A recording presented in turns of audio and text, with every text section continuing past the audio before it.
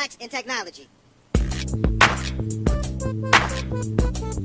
Blacks in technology. Blacks in technology. Blacks in technology. Blacks in technology. Blacks in technology. Welcome everyone to the Blacks in Technology Big Tech Talk podcast. I am your host, Greg Greenlee. And this is a podcast where we talk to people of color who are engineers, innovators, educators, inventors, change makers, and entrepreneurs doing amazing things in the world of technology. This is the podcast where they share their stories, experiences, ideas, knowledge, and perspective on tech with the BIT community. And joining us tonight to share their experience is Georgie-Ann Getton-McKoy. And this episode is called Building a Startup While in College. If this is your first time checking us out, you can follow us at www.blacksintechnology.net. That's the website. We are on the Twitters at Black in Technology, and that's BLKINTECHNOLOGY. We're also on Facebook.com/Blacks in Technology. We also have a LinkedIn group, Blacks in Technology, and Instagram under Blacks in Technology. We are a tech-focused community and media organization. We're dedicated to increasing the representation and participation of Black women and men in the technology industry. We're always focused on forming new partnerships and opportunities to assist our members with their continued growth and development in the world of tech. So if you want to partner with us, send us an email at contactus@blacksintechnology.net. As you may have heard, or if you haven't heard, we are organizing our first inaugural conference that's happening in October 11th through the 13th. It's in the St. Paul, Minneapolis area. It's going to be a 3-day event full of activities, workshops, great speakers, networking after dark, a ton of stuff that's happening, and a ton more, to come as far as information on that. So the first day is going to be focused on tech entrepreneurship. Second day is going to be more of a tech exhibit, career fair, and the third day is going to be full of talks. And all the categories for the talks are tech entrepreneurship, innovation and engineering, tech in your community, and your career in tech. So definitely check us out. The website is up. It's bitcon2018.com. So BITCON 2018.com. Tickets are available now. Right now, there's early bird going on, so tickets are only $99. So check us out. Purchase a ticket. Come out. Have fun. So let's get on with our guest. Our guest tonight is Georgie-Ann Getton-McKoy. She's the founder of Illicit Mind, Inc., a company that develops initiatives to enable the growth of Black and diverse entrepreneurs and techies. She is a young woman who wears many hats in her personal life. She has a family. In her professional life, she is a Baruch college alum. I'm hoping I'm pronouncing that right. She'll correct me here in a second. Serial entrepreneur, community builder, speaker, author, and diversity and tech evangelist. So, Georgie-Ann, I want to welcome you to the show. Thank you for having me, Greg. And yeah, it's Baruch. So Baruch. You did get it right the second time. Okay. Yeah, okay. Baruch College. Excellent. So, our first kind of standard and common question is, tell us a little bit about yourself, kind of where you're from, a little bit about your education. Yeah, so I was born and raised in Jamaica, the island. I moved to the United States, specifically New York, when I was about 7 years old, and I've been here ever since. I graduated last year from Baruch College with my bachelor's in business communications with a specialization in graphic communication. So I love to talk, love to communicate with people, love to connect people, and that's just been my passion since I was a little girl. I love to create community and just think of different ways for people to work together to either solve problems, create change, or just have a good time. I've done everything from event planning to conferences to working on different startups, working for different startups on marketing teams. I've recently held positions at Girls Who Code, Startup Institute, CUNY Startup. So I like to work in fields that have a social impact arm or perspective, and I just love to create different solutions to problems. Excellent. Sounds like you are very, very busy. Sounds like you definitely wear a lot of hats. So tell us, how'd you get into the tech side of the whole thing? So I got into the tech side from a very young age. While growing up in Jamaica, my dad was a mechanic, and first he did mechanic on trains and cars, and then he slowly transitions into technology, so like cell phones, video games, TVs. And in the Caribbean, I don't know if you have like a lot of listeners or just folks that know, you don't just buy something new when it breaks. You fix it.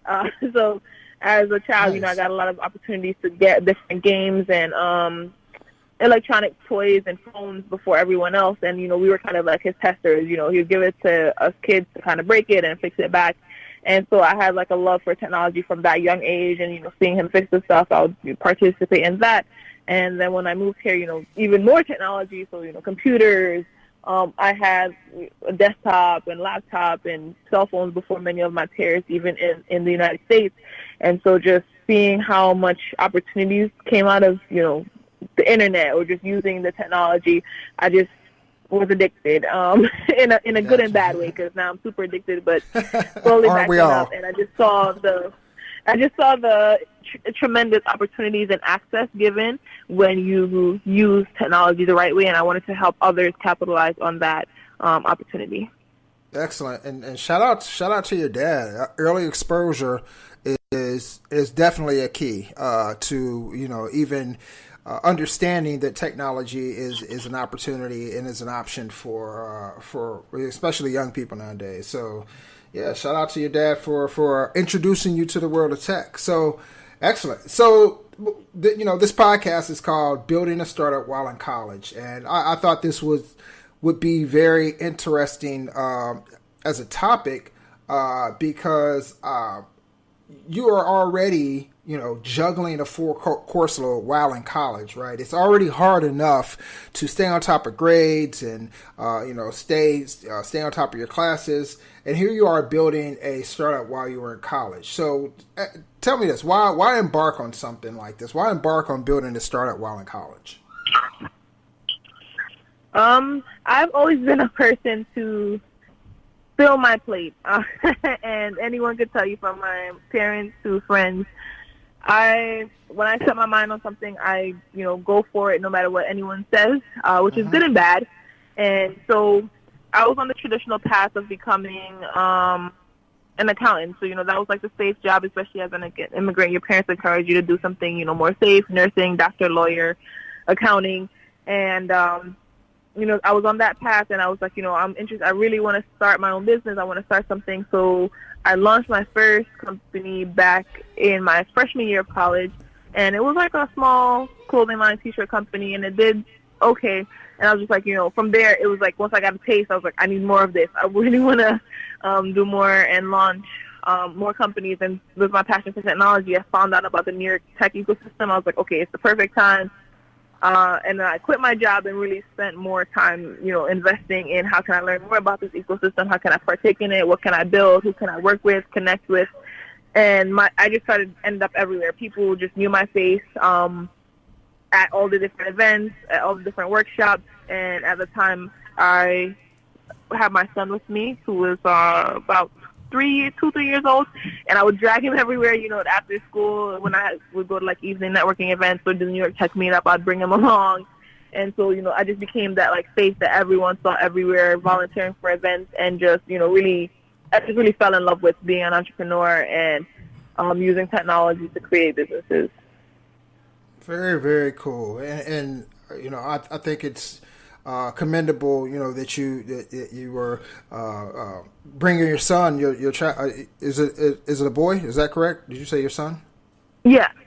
Bringing him around, and I mean, even that, for him at an early age, that introduces him to that atmosphere, that circle. So bringing him into it is incredible. So let me ask you this: how'd you start finding? How'd you find these events to attend? You were saying that you were attending, different networking events and different events that that were within the tech ecosystem. How'd you go about finding these events?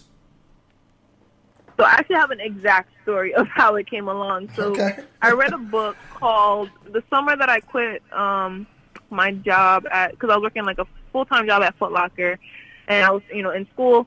I read a book called Choose Yourself because I was feeling down. Like I knew I had the entrepreneurial bug after like I closed down my the clothing line, but I didn't know what to do next. And a lot of family and friends were sort of discouraging that, they're like, you have a lot of responsibilities, finish school, focus on that, you have a good job, kind of stay in the safe zone for now. And I knew I wanted to do more. So I searched the Kindle library for the cheapest self-help book I could find because I was like in a kind of like a deep place. And it was called Choose Yourself by James Altucher. And I read the book, loved it, and that encouraged me to take the leap and go to full-time entrepreneurship. And then once I did that, I participated in an event that a startup was hosting where they had James Altucher. So the fact that they have since shut down, but it was like a company started by Anthony Fraser, James Lopez, who are in the tech ecosystem specifically, and it was about mixed is that the Tech 808? Technology. Yeah, they did Tech 808. Okay. Yep, that's them. Yep, yeah. They did Tech 808, and so they had James Altucher come in because Anthony also read the book, and they were big fans of him. So they had him come in and talk about entrepreneurship, and I found out about that event since I was like following James Altucher's time, and still following him now. Great author, great person. And so I went to that event, and from there I was like, what do you guys do? Tech 808. Fast Startup. What is this? And so I found out that this whole ecosystem and economy in New York City focused on tech, of color, hip hop, art, just so many different aspects to the entrepreneurial ecosystem and the startup ecosystem itself. Like this thing existed. Like I was the only interested or pursuing these passions, and from there, searching Eventbrite, I was following all their social media, and then other attendees at the event. A lot of people were entrepreneurs, following them, seeing what they were participating in, see what they were hosting, and once you hit that first domino, everything else just kind of happened from there. Falls in place, right? Excellent. So let me ask you this: you're in college, you're juggling a full course load, you're on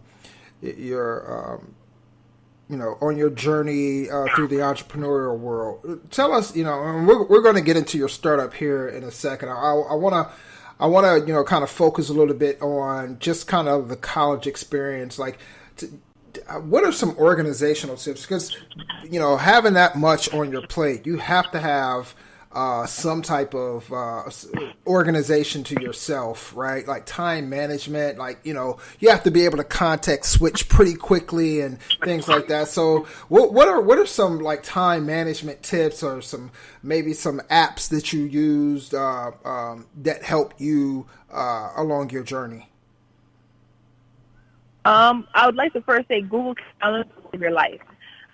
So everything was in my Google Calendar, from, hanging out with friends and family to where I needed to be, when I needed to be there, how long I needed to be there. So just really having that. Then I also had a physical calendar, like a small little notebook calendar that you could pick up at like Target or any store. I had one of those. So I had the physical calendar that I penciled things into, then the Google Calendar that was connecting all my different emails and just anything that I needed to have scheduled. And in terms of school, right, every semester when the class schedule was going to be made, I made sure, if they said schedule opens on June 14th, at June 14th, so whenever time of the day that I was able to register, I was searching and registering. A lot of schools, they allow you to see the schedule before you're actually able to register. So I'd make sure that, the days and times of classes made it. So even if I had to go to school, sometimes I would just go fully Monday and Wednesday, so that way I'd have the other days of the week completely. So I'd go to school from maybe like 9 a.m. to 5 a.m. and I'd have 4 classes back to back. So like spreading my class days at random times because I knew, time was valuable. And then the saying, people make time for what they want and what they find important. I made sure that, I was making time for the events that I wanted to attend. If I was volunteering at an event, childcare was in check because I also had homework time. And when I was taking the classes, right? And then also taking classes all one day allowed me to have more physical time at school. So if I had 2 classes in the morning, 2 classes in the afternoon, that during like the lunchtime, then I could do homework, work on projects, just being at the school physically. I also took Friday classes, tried to avoid weekend classes a bit, but just really making sure that I knew when networking events happen, which is 6 to 9 p.m. on like Thursdays was a lot of events happening. Tuesday through Thursday was like event piece. Having that evening cleared. Being a part of different newsletters, so like the Gary's Guide in New York City, New Tech Meetup newsletter that would publish events, Eventbrite account. So just being on platforms and being in the places where I would like really see what's happening, how can I attend it, and how can I sign up for it was like a big thing, really important. And again, Google Calendar will save your life. And another tip for the Google Calendar. And tell us, you talked about, some of your time management tips, and you use Google Calendar a lot. I use it, and it's right now it's if it's not in the calendar, it's not happening. That's kind of my my philosophy towards that. So tell us, were you able to kind of apply any of your startup activities towards college credit, and if so, kind of what's the process for doing that? I actually wasn't, because I found out about the process a bit too late. So I would say anyone in the future that is interested in like applying startup activities, now more colleges are offering, college credit for internships, college credit for starting a startup. Most campuses have an accelerator or partner with an accelerator program. So credit-wise, it didn't happen, but I was a part of the CUNY Startup Accelerator that was out of Baruch, my college, that happened in 2015. So I was a part of the fall 2015 cohort of that, so I got access to that by being a student. But it didn't count for any like college credits or anything like that. Now a lot of schools are offering stipends and credit. They'll pay you and give you college credit for participating in the startup. Excellent. And excellent. So it's nice to know that colleges are really coming in line with the times, especially with it seems like they would have already kind of started that, being that a lot of the these successful tech companies come from students that they were started these tech companies while they were students, and then they eventually dropped out. But you would think that they would have already been doing this. But it's good to hear that they have that practice in place. So, what are some do's and some don'ts when starting? When founding a startup in college? Like, give us like maybe two of each, like, do's and don'ts of, hey, don't do this because this didn't work for me. And this is what you definitely want to do. Yeah. I would start with the don't. So okay. Don't take it lightly. You will get consumed. College is very consuming. The workload is already consuming, and then you have like a whole company that you're in charge of. So just be very mindful of that, and just take time if you need to take a step back from either of those things to just really focus on you and just like grounding yourself in that. Because I did get consumed by it a couple times, and I would obsess over it, like I'm gonna quit college, and then 2 days later I'm gonna quit the startup. So just really take your time. Just take your time. And then the don't is don't spend too much of your time or money on like the startup. If you see something not working, pivot. So a lot of people would, if they see it not working, maybe I'll just fix it, or it'll work eventually. Fail fast, right? Just with any startup, whether you're in college or not, just fail fast and learn from that mistake that you made, and then pivot and build something bigger and better. Because, you're going to get to yourself and overthink a lot. So just, if something's not working, I would say max it at 2 times. Don't even there's no 3 times the charm. Max it at 2 times, because once you hit 3, never gonna stop. You're just gonna keep thinking it's gonna work eventually. So just kind of give it up, and then like be flexible enough to pivot. And then I would say definitely do network with your peers, right? You have hundreds of thousands of folks on your campus, at your school. That could be, your CTO, your CFO, team members of your startup. So, most people start as solo founders, but if you can find a co-founder or a team early on, that's the best thing to do.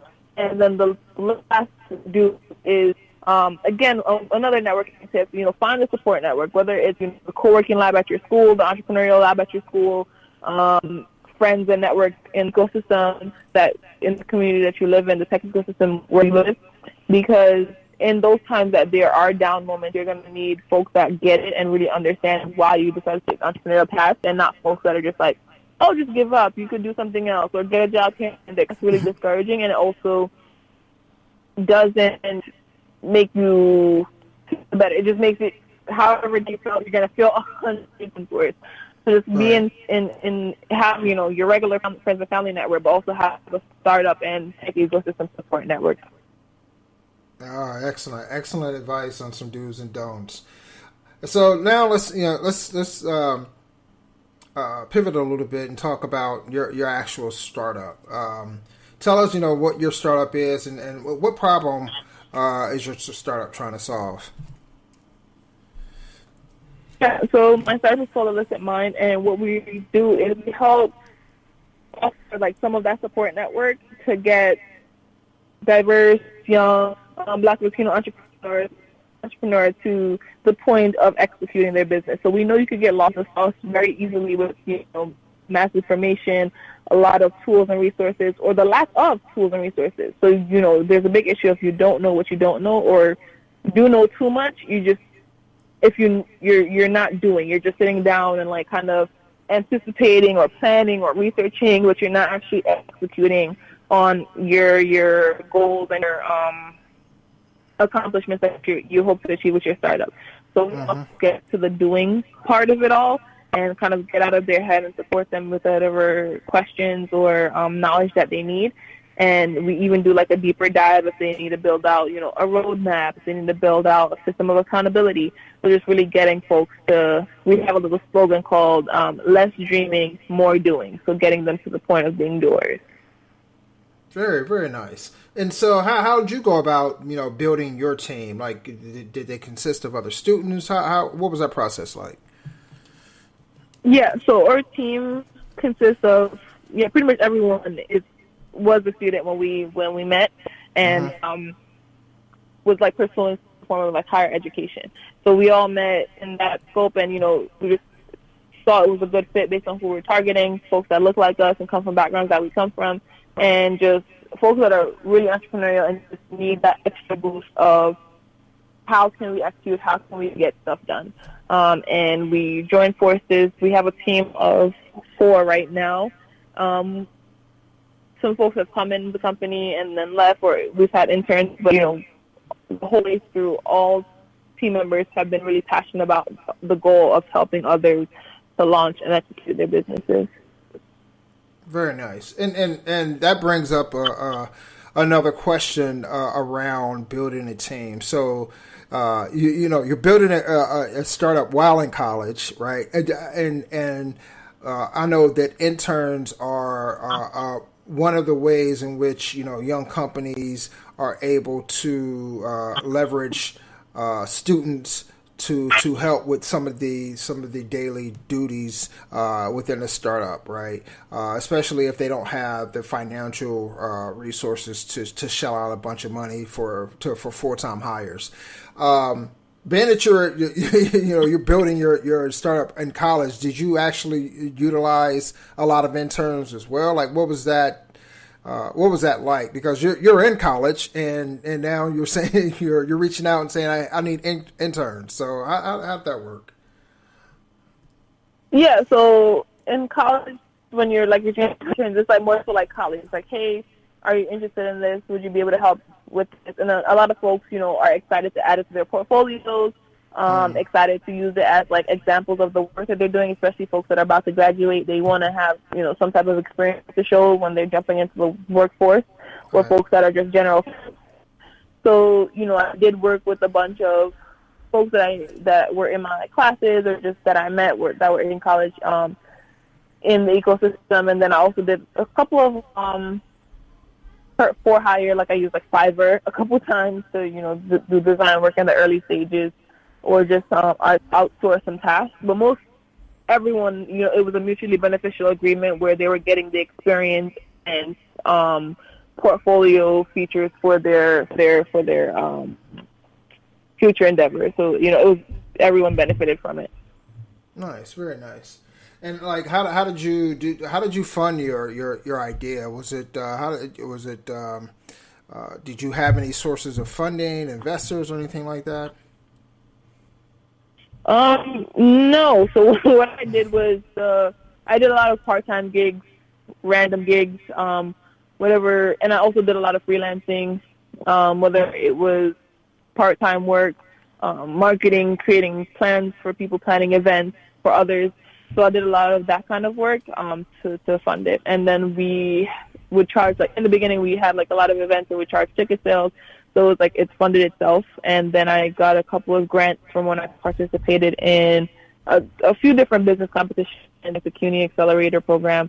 So, it always broke even or ends were met. So that which is something I'm really thankful for. A lot of startups don't even get to that point. Even startups that do get, thousands or millions of dollars of funding. So I'm really satisfied with the use of funds over the years. Got you. And earlier in the conversation, you were mentioning the guys from Tech 808 and being being amongst that tech ecosystem, which is great because when BIT was first started, there wasn't a lot of organizations, there weren't a lot of companies and events and things like that kind of catered to minority tech founders, right?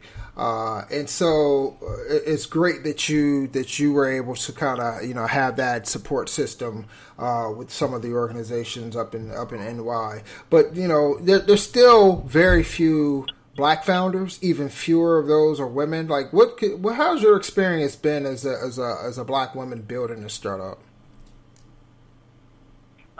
It sometimes it's discouraging, but a lot of the time it's really encouraging. A lot of people are really supportive.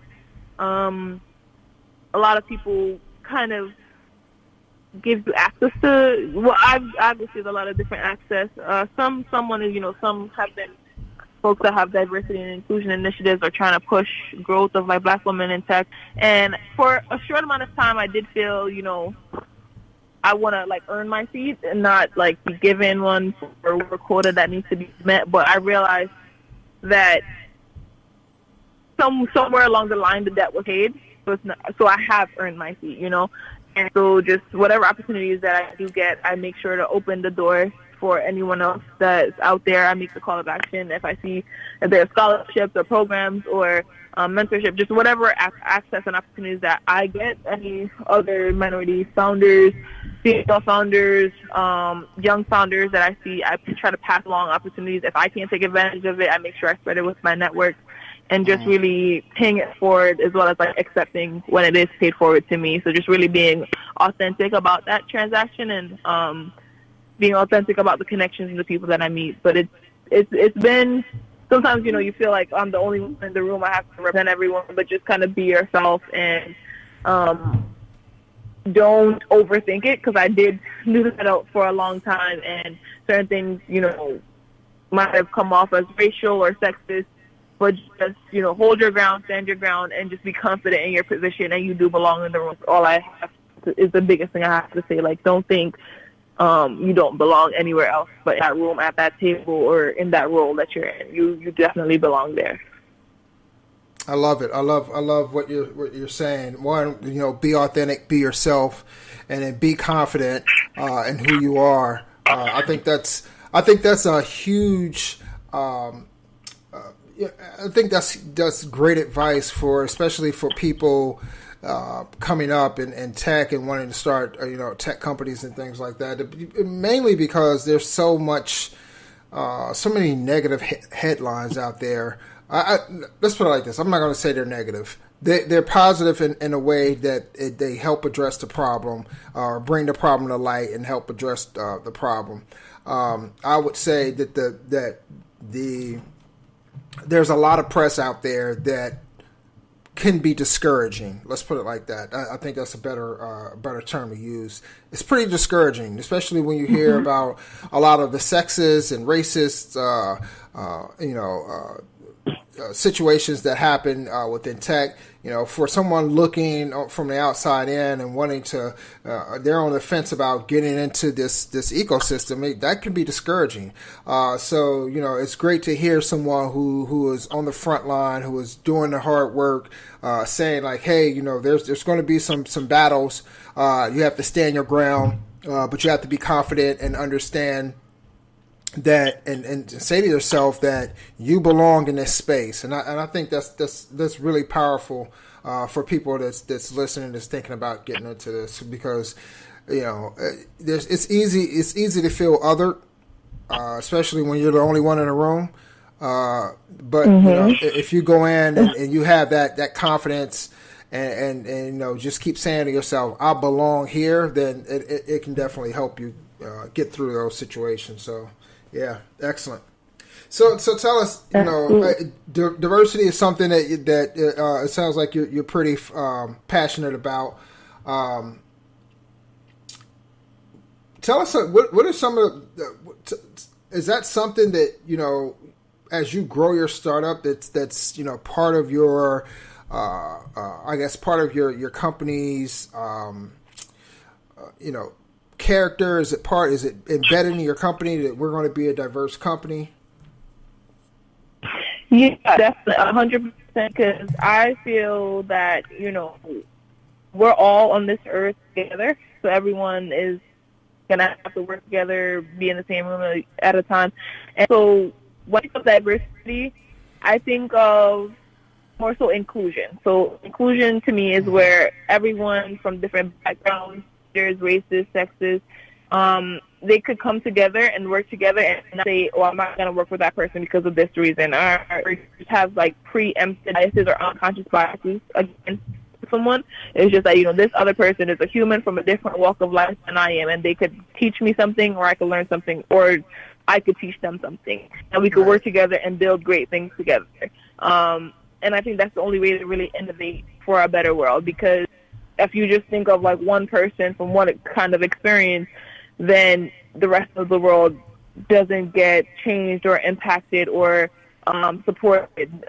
There's trillions of economies out there. There's parts of the world that we still haven't even touched. And just if we can't even sit at the table together, then how are we going to really solve the bigger issues, climate change or greenhouse gases, or all these different things that can literally end all of our lives? How can we even get to that if we can't even say, okay, I could have a decent conversation with someone else from a different experience at a table with us? So just building it into the fabric from now and forever and beyond.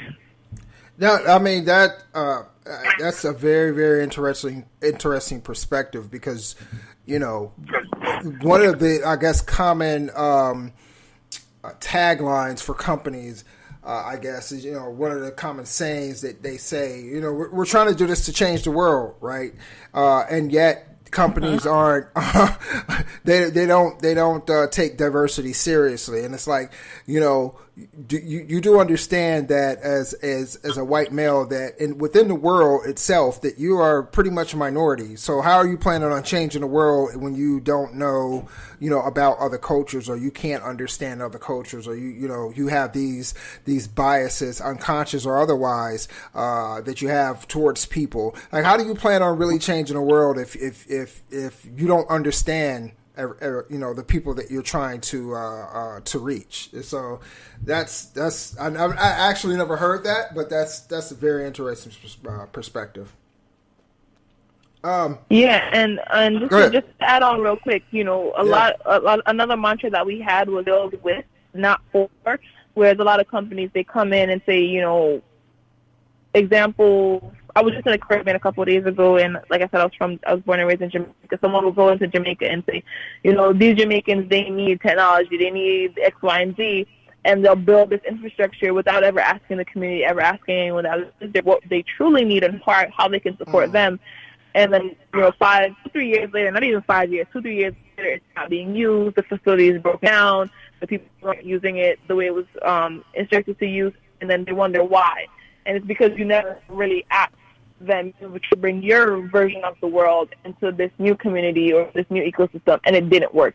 This is not how the world works. You can't bring, try to grow an apple tree in like the middle of Antarctica or something. It's just not going to grow. So you have to be able to adapt to different ecosystems and economies, and understand that people are different, and being open to seeing what they understand about their own economy, and then how you can help them build that is like a really huge part of it. Definitely. So what's kind of next for you? You've got your startup, Illicit Minds, and what's next for you?